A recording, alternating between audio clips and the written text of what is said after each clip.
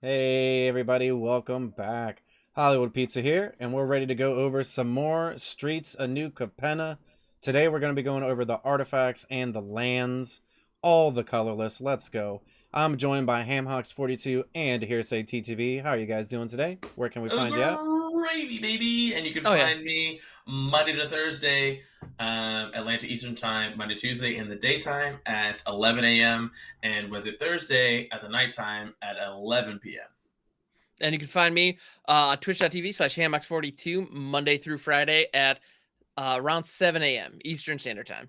Oh yeah, And yeah, we're doing just great, man. we're Looking just forward to this. rolling. You know how we Oh yeah, let's do it. do. We're gonna dive We're right rolling. Let's get rolling, into this rolling, rolling. colors. Our first card is mostly a limited card. We have Arc Spitter, a colorless artifact equipment. Equipped creature has a colorless. This creature deals 1 damage to a creature that's blocking it. It equips for 1. Mostly like a limited card. It's probably like medium to potentially strong. Where if you put it on something big and then you're, let's say you put it on something with trample and then you're attacking and they're multi-blocking or even they're trying to just chump block, you can kind of just like ping their stuff out of the way and get in for more damage. Or even if they're multi-blocking, they're going to have a harder time doing it, considering that you can use some of your freed up mana to shoot some of their things down or put them in like a more of an awkward situation. I think that this is a limited card specifically in constructed. I don't really see this too much unless there's potentially something that has to do with maybe like the life link or dealing damage, anything like that. But other than those circumstances, I don't really see it. When you guys agree to that? Yes, I do agree to an extent, because I like when I see this card, I think of Death Touch. So like imagine Ooh, like equip this to a Death Touch creature, and then it just instantly kills whatever you're trying to Finn, block. the Finn deck. Finn. We were talking about that in one of our other set reviews. There, Mm-hmm. yeah, you put this. You get your opponent up to like 6 poison counters and. Yeah, because it says this creature deals damage. So Yeah. if the creature has Death Touch, it Yep. just kills it. It Mm-hmm. becomes, remember, like in Historic, there was like the Mayhem Devil. When you did Binding the Old Gods, and the Mayhem Devil ended up getting Death Touch, you just fucking machine gun Yeah, down you whatever was destroyed the there. whole board. Yeah, it was Yeah, nuts. and something like that would be awesome with this card. Except the limitation for that can only hit creatures that are blocking it is a Yeah, huge limitation. I I mean, think that kind of they, I becomes think they need sneaky to do first that. strike, which is still good with Death Touch. Yeah. But Yeah. yeah, I gotta say, I don't love it. I think it's aggressive, like aggressive limited decks are Mm. Yeah, where this especially is gonna like with find a the home. 1 mana and the 1 mana equip. That's you want to Hmm. be lowered to the ground. You want to just gonna which those death touch decks do. So I mean that's a really good shout. I Yeah, think that that's an interesting idea. yeah, Yeah. that's definitely a potential where you might end up seeing this, or like I said, maybe like somewhere in like a life link deck where you can gain some life too, or trample Hmm. where you can bash through. Like there's all kinds of applications. Obviously, all those applications that we're talking about are really strong and limited. Hmm. But in constructed, I think it may end up being a little bit harder for this. But the fact that it's a cheaper card overall does give it a chance. Yeah. Hmm. Oh, and there's also that decoy that must be blocked. That Mm-hmm. 3/1 for 2. Putting this on that could be interesting. You could do Oh some fun yeah. things with that. It could trade up in a big way. All So right. I don't know. So definitely. Our next card here, we have Brass Knuckles. Got to get in there, in that mobster theme. Brass Knuckles, 4 colorless artifact equipment. When you cast a spell, you copy it. Equipped creature has double strike as long as 2 or more equipment are attached to it, and this equips for 1.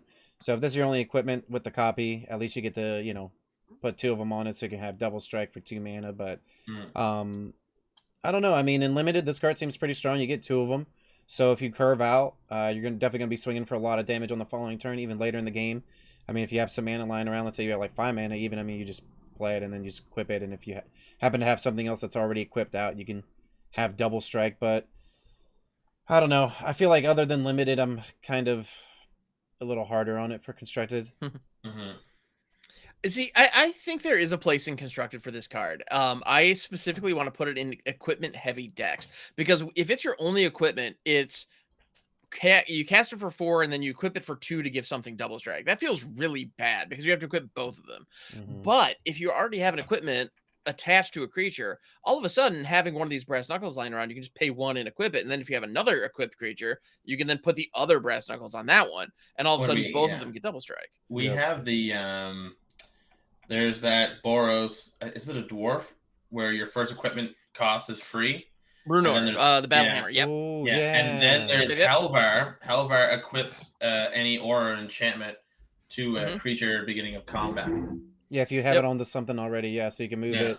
If you need to, you just pay one, put this on something, and then yeah, you can use the Halvar ability to kind of just like move it over, do whatever you need to with it Yeah, as you can well. use Halvar to move it around. You can also use Resolute Strike if you're using warriors. There's also a fighter class, makes your equipment spells cheaper or your equip cost cheaper. So like things like that can be very useful in those decks for sure. And so I think Brass Knuckles might find a home as like a 2 of and something like that. Mm. So yeah, definitely some applications in limited and definitely some applications in constructed. Still more of like a medium card though. In limited, Yeah, like this is more a very like 4 or in 5 ish constructed, it's card. more like a more Mhm. like lower on the scale, I would say for sure. Yeah. But even in limited, I'd probably give it like a 2.5 to like a 3 out of 5 if we were good to go on a scale. I think that when it's good, and other than that, I don't know. Like it's not bad. I mean, I play it for 4 mana and for 2, I get something double strike. I mean, it's fine, I guess. You can do worse I if don't you know, if you've got a yeah. good creature worth equipping, you like worth granting double strike to. All right, cool. It's probably But- low or even maybe it's even lower. I don't know.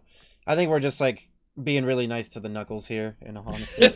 Maybe because who doesn't? I mean, you got to be nice to the Knuckles, otherwise you get the Knuckles. That's true. Yeah. The next card here we have the cement shoes. Have them swim with the fishes. A colorless artifact equipment.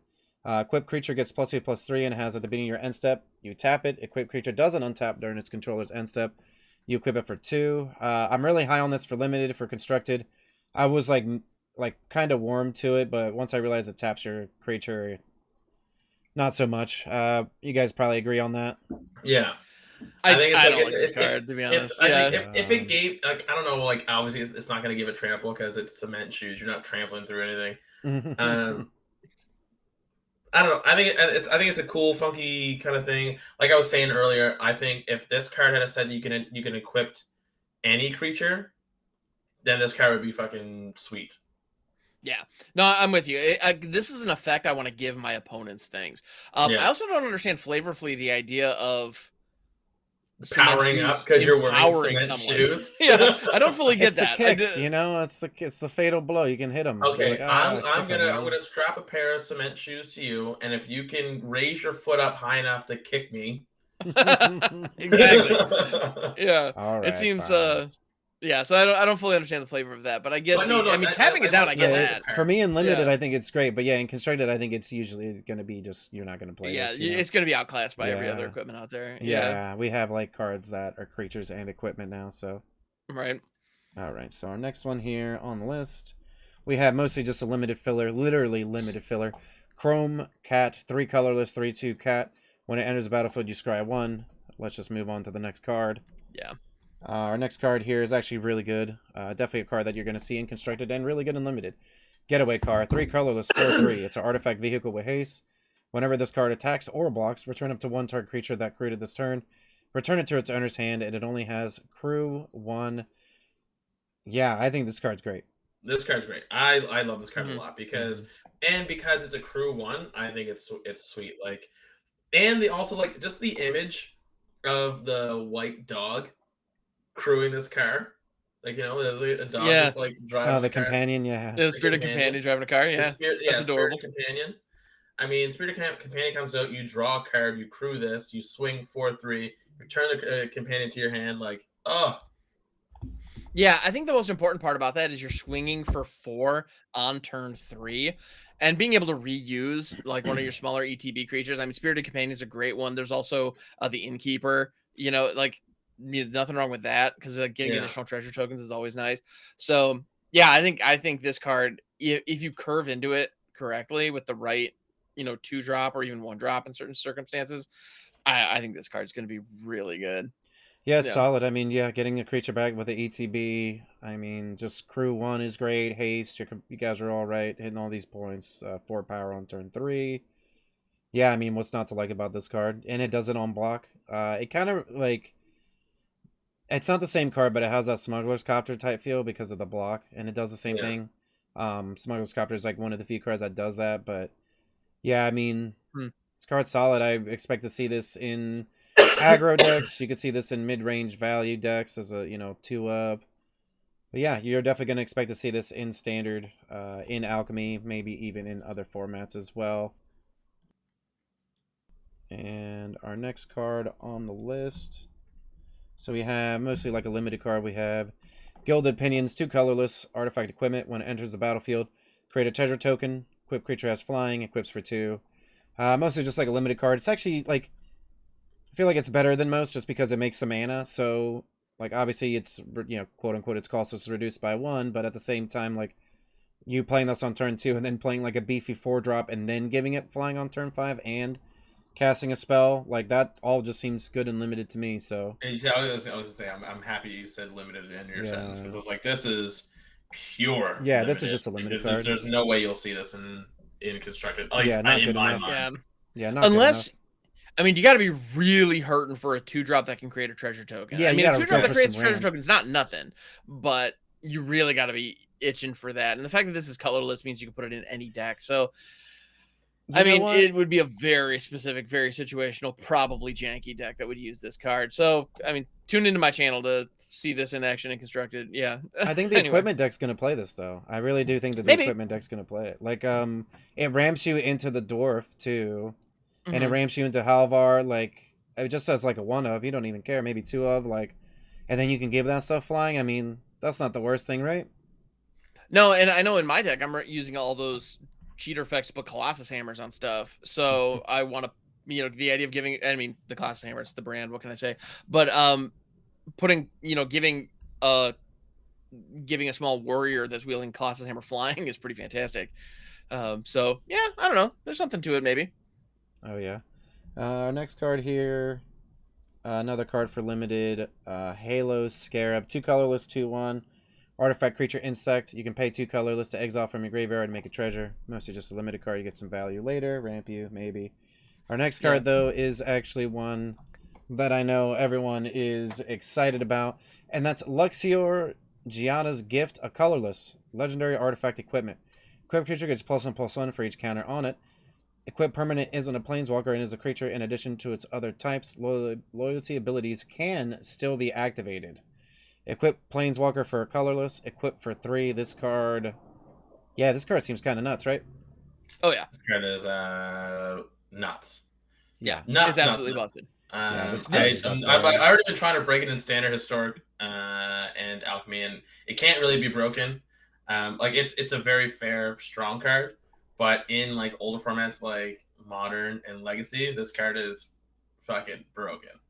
Because with Devoted Druid, you just have infinite mana. Sure. Yeah. Yeah, that's one use for it. Yep. Yeah, that's one use for it. It's funny. This card is so good, it changed my opinion of another card in this set. Like, I thought the Elspeth Planeswalker card was super lame until I saw Luxior. And it was like, oh, but she picks the sword up and becomes amazing. All right, now we're talking. Yeah, then it becomes I like out of think- control.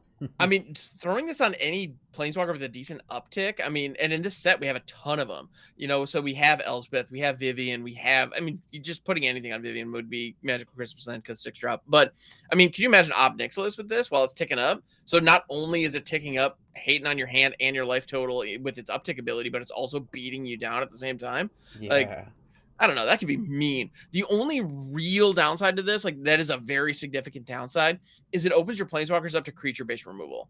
Yeah. So the first time that your Elspeth, your 11/11 flying first striking Elspeth gets hit by an Infernal Grasp, you feel really bad. Oh yeah. You know, that stuff's going to happen. So that's something to be aware of. But all in all, I think the power that you get is worth this. And the fact that it equips to a planeswalker for only 1 after being played for only this 1, I mean, oof. it's bonkers. And in older sets, you know, you have access to things like Urza's Legacy where you can fetch this up. I mean, stuff can get weird. But even in standard, I think, you know, it could be, you know, more of a fair card, but in a deck that wants to beat your opponent down using planeswalkers, like, you can do it. I think this card's the truth. I'm excited for it. In a Super Friends deck, you just go, okay, put this in just to have a beatdown plan. The War of the Spark Planeswalkers, all with the high loyalty. Like, put this on an R set. It's a 7/7, right? Actually, and another great one if you're in older formats is the Royal Scions. Like, the Royal Scions got overshadowed by Oko. I think the Royal Scions is pretty dope with this card. Giving it, is it +1 or is it, no? It's +2 +0. First strike and trample. They have a +1, a +1, and then what is it? A And then negative the minus something? the I minus never use that 7. one. It's like you draw 7, you deal 7 or something like that. Oh, Like, the it's ultimate. Yeah. the ultimate. Flip coins, I thought. I can't the- remember what it does. But the +1 that they have, though, I'm pretty sure is they get target creature gets +2, +2, Yeah, I think it's +0, +2, +0 first strike first and strike. trample. Yeah, and trample. That's right. And that's a +1. So that's Yeah. freaking dope. And their starting loyalty is 5 on a 3-mana planeswalker. So yeah, I think that's a really powerful combination there. Yeah. So you can do some really fun things with that. All of a sudden, your creature's a planeswalker. Right? Let's go. You're just dealing, creatures making tokens. It's attacking. It's just the ultimate. Well, This and makes the your other cool, planeswalker the ultimate thing. right? Yeah. And the moment your planeswalker becomes a creature, you can use effects that target creatures on it. Like you can use an echoing. You can use auras. You can use like echoing equation to make all of your creatures copies of that planeswalker. Like you can do some weird stuff. Oh wow! And to be honest, I'm not even sure how all of it works. Yeah, the Like, rules for this card is going to be like it's going to get weird. some And it's interesting- it's definitely gonna get weird. And like honestly, like I'm just excited. Like, and the fact that what's really cool is that if you don't have a creature-based removal, ulting a planeswalker becomes that much easier because you can't attack into a planeswalker once it's a creature. And So- damage doesn't remove loyalty counters. So even if they have like lightning bolts or things like that to like ping it, the loyalty counters just stick around. Yeah. So it's like So good. it's just bonkers to me to like it's a way of protecting your planeswalker, but also like putting it in harm's way. Yeah. So yeah, this card, Constructed All-Star, limited if you drafted a Planeswalker and this at the same time. Good for you. Yeah, it limited this. Good You, for you you. deserve Yeah. to win the draft easily. Yeah. Yeah. This I is mean- one that if you see it in a draft on Arena, you grab it for your collection, but you don't put it in the deck. Yeah. Well, no, Yeah. you can put it. I mean, if you have counters and stuff, there's tons of shield counters. So I actually think this card in true. limited is All kind right. of nuts too. Because if you can have even just one shield counter, I mean, whatever, all that stuff's fine, right? Like, the all more right, plus fair and plus ones, the more shield counters. Like, I think this card is strong in a lot of different decks. I think we're gonna see applications for this card a lot of different ways, and we're gonna realize how busted this like this is the. I'm gonna say right now, this is the most busted equipment they printed since like Skull Clamp. Yeah, Since I Skull think that's Clamp fair. and the swords. Skull Clamp's such a good card. Yeah, Such Skull a Clamp is good like card. Skull Clamp's like fuck Such that. a staple. It's banned in Legacy. Skull Clamp is broken. It is too messed up. Or GT. Sorry, this is the best Oh, GT equipment is a good since one, GT. yeah. Forgot about GT. So I'll say that best equipment since GT. Sorry, I know I'm gonna get some comments for that, but so our next How card- dare down you? below. Feel How free. dare you Yeah, forget go for about it. GT? I know. Trust me. I can't. Trust me. As soon as I remembered about it, the nightmares came back immediately. Yeah, you blocked out GTA. Yeah. Oh my god, that card. So next card we have Ominous Parcel, a colorless artifact. 2 tap it, sack it, search for a basic land, put it in your hand. 5 tap, sack it. It deals 4 damage to a creature. Limited fodder fixing for. This card's great in limited. I mean, you get to fix, and then Yeah, I think you're gonna see a lot of this. Like, even though the 5 mana is expensive, I think the fact that you're just gonna use it to fix is pretty strong. So Yeah. I don't know how It's- fast the format's gonna be in limited, but Yeah, I gotta be honest. Even in limited, I'm not. I'm not gonna be prioritizing this. If it shows up late in the draft, okay, fine. But yeah, I don't know. I'm unimpressed. I mean, the image of the demon, like the severed demon horns in the little package, like that's kind of cool. But yeah, the mechanics of the card, I'm not sold on it. You want to know what's really funny when I first seen this card is that I didn't picture at this being demon horns. I thought it was beetroots. that looks good. I like that. That's how much of actually. a cook I am. I'm like, oh, God. I was like, okay, cool. Like some beets, all right. Look, this plate And looks then- I don't great. know what's ominous about beats. I mean, Yeah, some I people was don't like them, I alright, guess, cool, but like, what is it about beets that are so ominous? And then I look like, hilarious. Oh, it's demon oh. horns. Yes, yes. The yeah, demon it's a body beats part. are That was ominous. yeah, that makes way more sense. Yeah. Yeah. All right, so our next card on the list here we have strictly limited card, Paragon. We're just gonna go over what the card does, and that's probably it. Paragon of Modernity, 4 colorless, 2/2 artifact creature, Angel Warrior flying, 3 colorless. It gets +1/+1 until on a turn. If exactly 3 colors are spent to activate it, it gets a counter instead. I mean, if you get it, happy birthday. So the next card we have on our list, we have Quick Draw Dagger. I actually think this card's good for limited constructed, and not so much. 3 colorless flash. It's artifact equipment. When it enters the battlefield, attach it to a creature control. It gains first strike until on a turn, and it gets +1/+1. And then you can equip it later for 1. So I actually think this card could end up being like a crazy blowout if you could just get like a really good block. And then later in the game, you just equip it for 1, and +1/+1's pretty good for equipping for 1. Yeah, like in limited. The +1/+1 and first strike is pretty cool. Yeah. Yeah, that's a nice little trick. And flat, like, yeah, I think this card is going to be, like, in the beginning, you're going to be like, yeah, whatever, and then later you're going to get blown out by it and be like, oh, man, that card was good. They did beat me because they made all their creatures bigger, too, you know? Yeah. Yeah, no, this is, exactly, this is the card that I'm going to pass and then get smacked around by. That's what's going to happen there. Or, I mean, you just attack, right? And then they make some block. You attack with your flyers, and they're like, oh, yeah, I finally got my flyers, I could trade, or, you know, I can make, like, a good block, and then you're like, nah, quick draw dagger, your flyers are dead. Yeah. You know what you're like, now I'm on the attack. You know what I mean? Like, that stuff happens, and I mean, I'm gonna definitely be trying to do that. I mean, I can see myself playing at least one of these all the time, just being like, oh, a dagger, at least I can take the dagger, like, and then if you have 2 daggers down, like, imagine your opponent just, like, cries, right? Like, they're like, oh, no, they had a second one, too, and then you can, later in the game, I mean, Bulk Shock Morningstar was one of the best limited cards back in the day, and I mean, if it was printed now, I would play the hell out of that card in limited. So, I mean, equipping for 2 and +2/+2 is really strong, in my opinion. Yeah. And limited. These are all limited things, so... yeah, I can't think of a single constructed deck I'd put this in. But yeah, expect to see yourself getting blown out by that card in limited. Our next card, also another limited all-star, in my opinion. We have Scuttling Butler. 3 colorless, 4/1 artifact creature construct. Beginning of combat, if you have 2 or more multicolored permanents, it gains double strike. I think this card's fantastic. It's pretty much a 3-mana 4/1 with double strike. Yeah, that's pretty much it. That's the joke. Yeah. That's the joke. It's the Butler. I just need to say it, though. I don't know. Scuttlebutt. All right, we can move on. All right, let's move on. But next yeah, card. great card. Great card. Limited card, strictly. Our next card, I don't think that this card exists. I'm going to just pretend it doesn't. Suspicious Bookcase, 2 colorless, 0/4 artifact creature wall. Defender, 3 tap it, can't be blocked. Next card. Actually, a playable card is one of my top cards, I think, for this set. Unlicensed Hearse, 2 colorless, artifact vehicle, star. So we're going to find out here how it gets its power and toughness. Tap, exile up to 2 target cards from a single graveyard. Unlicensed Hearse, power and toughness are each equal to the number of cards exiled with it, and then it crews for 2. I think this card's going to get played all the time. I think we're going to see this card a lot in different formats. If not main deck, in the sideboard. I just think that this card is straight value, and it's just strong. It gets better as the game progresses. It's graveyard hate. It's got a cheap crew cost. You don't even need to crew it. You just play it in your sideboard, and if you need to exile some cards, you just exile some cards at instant speed. Yeah, I mean, how do you guys feel about it? I think this card's great. This card's fantastic, honestly. I love it.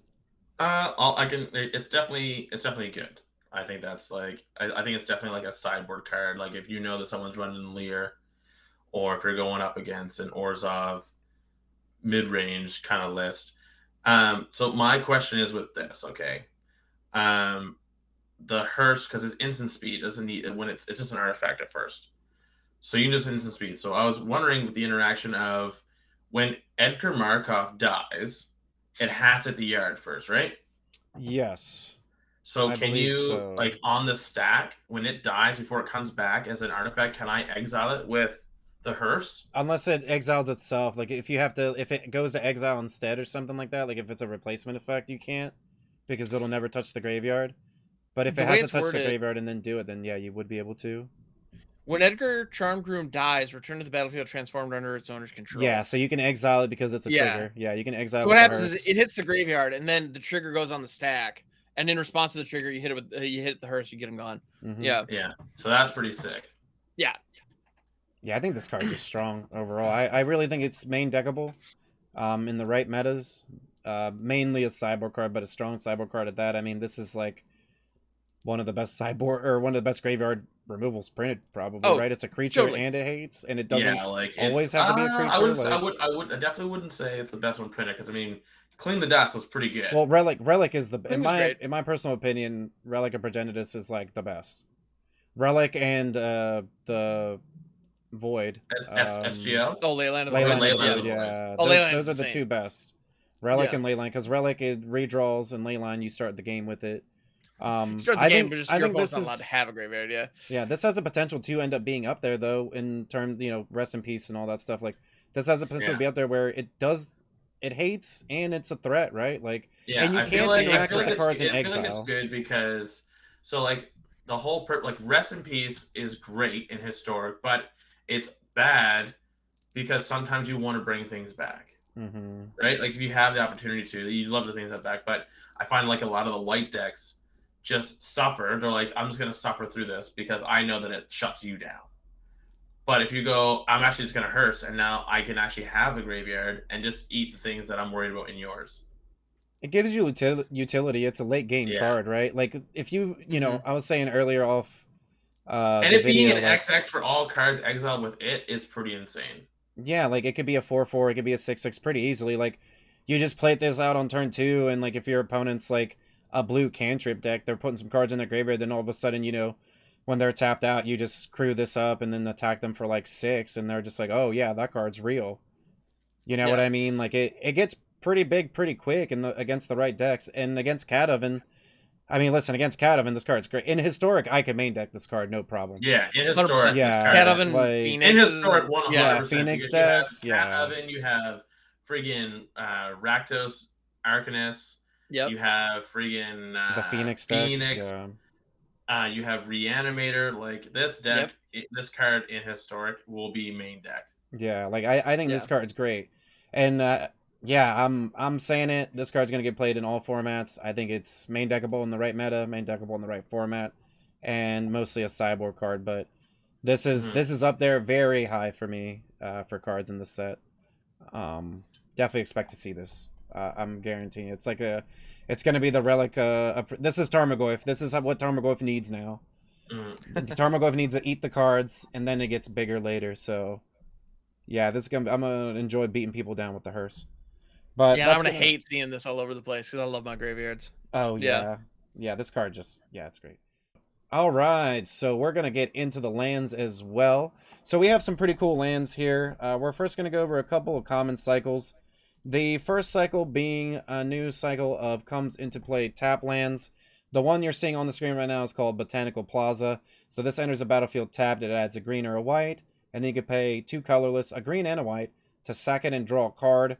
So I actually think that these could get played in Constructed because it says draw a card, and you're given access to color pairs that wouldn't normally have like a late game effect like this. Like here we have the Grohl one as well. How do you guys feel about this? Obviously, in Limited, these cards are great. Like, you're going to be taking these in your 3-color deck anyway, so these are going to be going quick. Pick them up while you can. What are we calling these lands? Are we calling them draw lands? We can. I mean, that's fine. Yeah, draw lands. Draw lands I just love naming what the lands are. Like, like the slow lands were Nassif lands for a while. I like that. And we have Skybridge Towers here. This card looks great with the artwork. But I do like, I want to call these the draw lands because I don't think there's any lands that draw cards. Like, not like that's this. a cycle. Yeah. Yeah. There's obviously like there's like the one with the white and blue one that's like, I think it's 1 blue. It's 1 blue and 2 white. Sacrifice it and draw 2 cards. The Gates of Istfel, I believe, is what that one is. Yeah. Yep. Yeah, and that one does see some constructed play because it has draw 2 cards on it. Like it's just life, right? It's draw, in slow control decks where late in the game you can just cash in some of your lands for cards because you need cards and you have more than enough mana lying around. I think that makes sense. And so if we see slower control decks in constructed formats running these, I wouldn't be surprised. Yeah. They remind me a lot of a powered up version of the Strixhaven campuses that allowed you to scry if you pumped a bunch of mana into them. Yeah, they're very, and in Limited those were great, but they never really stopped playing constructed because 1 scry for like 4 mana. It comes in tap and then I get the scry for 4 mana.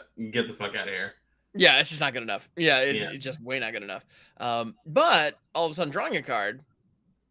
We all know how good drawing a card is. Drawing a card is better than scrying. It's true.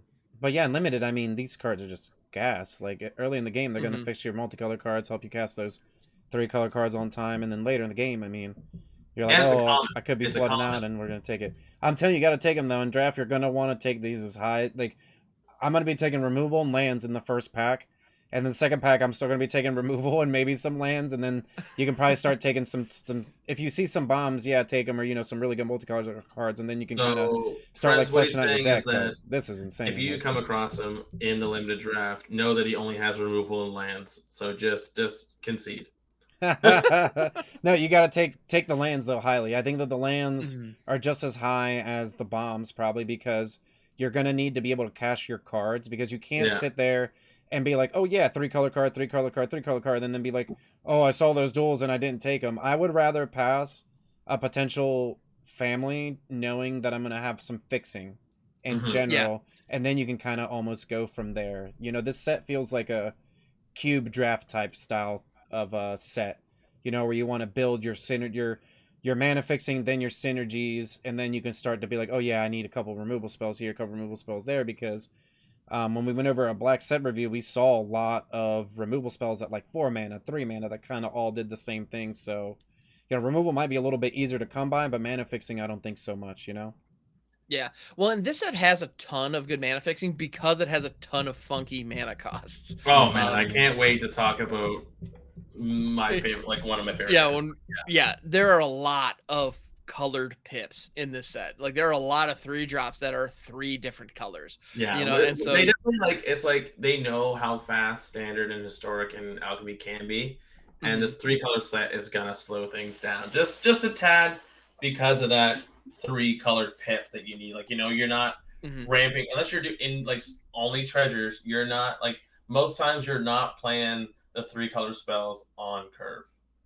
Yeah, absolutely. And when it comes to the limited mana fixing, Pizza, to your point, this is an interesting one because in most draft formats, you draft 45 cards throughout the course of the draft, and you end up only playing like 23 of them, in most decks, 22 to 25 of them or whatever, it's 23 between 23 to 24. Sometimes on occasion you'll play 18 lands, but it's not common. But in a Strahd, you sometimes wanted to play 18. Well, Hollywood, we all know that you love running 14 lands in your draft deck. Yeah, man, I draw too many lands all the time. I play 16, but I go 17. When we're higher in the curve. But in this set, because the mana fixing is going to be so important, you're going to be drafting 45 cards. You better be able to play 30 of those suckers, or even more. Because you need to get those lands. So every pick is going to be even more important. And usually, picking lands is nice in any draft format because it's another card that you get value out of that you get to play in your deck. It's going to be so much more important in this format. It's not even funny. And these draw lands are great. You're going to be able to play 5 color. Kami War is coming back. Kami is buddy. Let's go. Let's make Wooberg happen. All right. All right. So our next land cycle kind of ties in with our other common cycle as well. So we have an Evolving Wilds, quote unquote, for each family. Our first one here, you see Broker's Hideout. It's a land. When it enters a battlefield, you sacrifice it. So it enters and sacrifice. First time we've kind of seen. Maybe some old. We haven't seen this since like 92. When you do search your library for a basic forest, plains, or island card, put it on the battlefield, tap, then shuffle, and you gain 1 life. Yeah. So I mean, you get a basic of any of these families that you need. We see the next one here, Cabaret Courtyard. Limited. Yeah. Evolving Wild, these are not. These are really good limited, I think. I really do wish that this said it tap for colorless. Like if it came in, I wish it was like you could use it for a turn. So like it comes in, you could tap it for colorless at the end of your turn, sacrifice this, go get it. Go get a forest or blah blah blah tapped. That'd be something like that would make it better. Good. Yeah, it would just make it better because I just don't think like this comes into play and then you go get a land and then that land's tapped. So like you're still behind regardless. And then if there's like say someone decides to play these in constructed, and you have strict proctor out, then it just doesn't do shit. That just comes into play and then you're screwed. Yeah, that's fair. No, you shouldn't play these in constructed. They're strictly worse Evolving Wilds for constructed, unless you are really hellbent on getting life gain triggers. But even then, you could do better than this. So, yeah, let's go on to the next exciting lands. Mosium. Yeah, the exciting lands. I want to we gotta out of the obviously you guys. We're talking about Triumphs next. Yeah. Mhm. So our Trilands of the set. The first one that you see here is Jetmir's Garden. As we know, these all have the basic land type. This one's Mountain Forest Plains. It enters the battlefield tapped, and then you can cycle it for 3 colorless. These cards are great. You're going to see these cards, there's no doubt. You're going to see them in all formats all the time.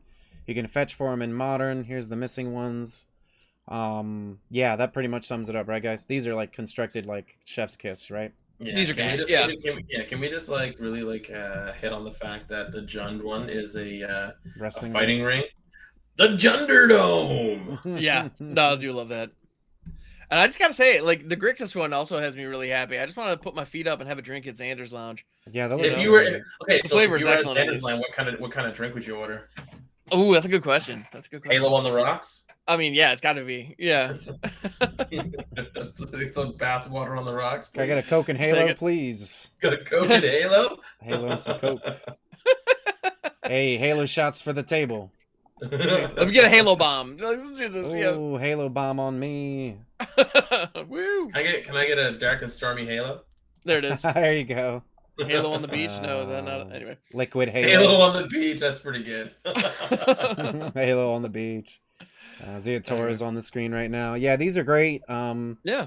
You know, we saw these with Ikoria where we had the opposite wedges, the opposite cycle of them essentially. Yeah, back Yeah. in Ikoria, And- which and- that seems so far away, but that was only like last year's rotation, right? Yeah. Yeah, I Ikoria. think the set came out like 2 years ago, but yeah, it was. Yeah. Yeah, it wasn't that far. It wasn't that long ago at all.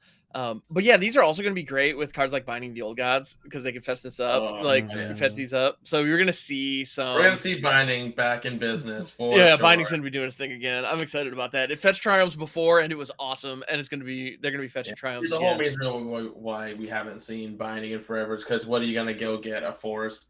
Those like friggin' snow duels are gonna Yeah, it's the snow duels. Yeah, I know. Yeah. Like Blah. yeah, when I'm running green black and I have Binding in the mix, I usually put 2 of the Woodland Chasms, the green black snow duel, just for that. And when you Mhm. draw them in your early game, like you need to curve out, it feels so bad.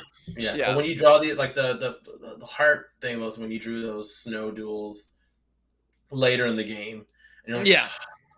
But like drawing the triumphs in the game, it's always a draw. Yeah, you can recycle it. Yep. You can always Yeah. cycle it. Yeah. Yeah, they're so- fantastic. These lands are just I Yeah, can't you're wait gonna to get see my hands these on We all cards. these. finished the cycle. We finished the cycle. Yeah, you're gonna definitely see these. I'm excited for them. I knew that they were coming. I think I predicted them in the our set review for Neon Dynasty. We Mhm. talked about it, and it was kind of obvious that they were going to be in this set. I mean, if you're doing 3 colors, you kind of have to do Yeah. triumphs again. But yeah, that actually concludes our review here for lands and artifacts. Everything colorless here. I hope that you enjoyed it. We appreciate you staying till the end of the video. Hit that subscribe button, like the video, leave a comment down below. It'd be greatly appreciated. Check us out on Twitch when you see us streaming when we're live. All that information is going to be in the description below. And as always, I hope that you all stay cheesy. See you next time.